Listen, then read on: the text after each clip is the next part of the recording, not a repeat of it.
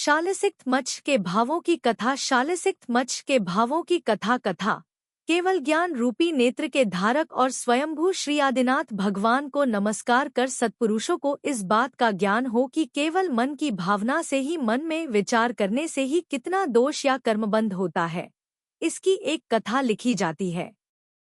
सबसे अंत के स्वयं भूरमण समुद्र में एक बड़ा भारी दीर्घकाय मच्छ है। वह लंबाई में 1000 योजन, चौड़ाई में 500 योजन और ऊंचाई में 250 योजन का है। एक योजन 4 या 2000 कोस का होता है। यहीं एक और शालिसिक्त नाम का मच्छ इस बड़े मच्छ के कानों के आसपास रहता है, पर यह बहुत ही छोटा है और इस बड़े मच्छ के कानों का मैल खाया करता है।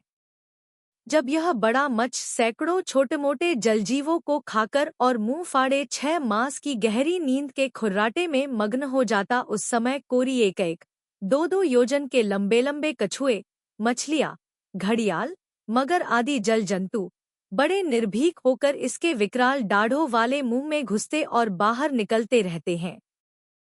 तब यह छोटा सिक्थमच्छ रोज रोज सोचा करता है कि यह बड़ा मच्छ कितना मूर्ख है जो अपने मुख में आसानी से आए हुए जीवों को व्यर्थ ही जाने देता है। यदि कहीं मुझे वह सामर्थ्य प्राप्त हुई हो तो मैं कभी एक भी जीव को न जाने देता।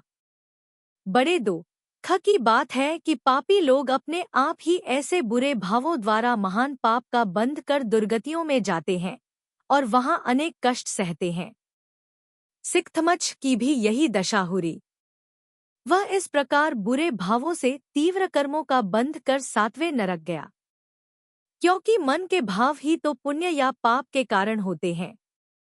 इसलिए सत्पुरुषों को जैन शास्त्रों के अभ्यास या पढ़ने पढ़ाने से मन को सदा पवित्र बनाए रखना चाहिए, जिससे उसमें बुरे विचारों का प्रवेश ही न हो पाए। और शास्त्रों के अभ्यास के बिना अच्छे बुरे का ज्ञान नहीं हो पाता, इसलिए शास्त्राभ्यास पवित्रता का प्रधान कारण है। यही जिनवाणी मिथ्यारूपी अंधेरे को नष्ट करने के लिए दीपक है, संसार के खोण को जड़मूल से उखाड़ फेंकने वाली है, स्वयं मोक्ष के सुख को कारण है और देव, विद्याधर आदि सभी महापुरुषों के आदर की पात्र हैं। सभी जिनवाणी की उपासना बड़ी भक्ति से करते हैं।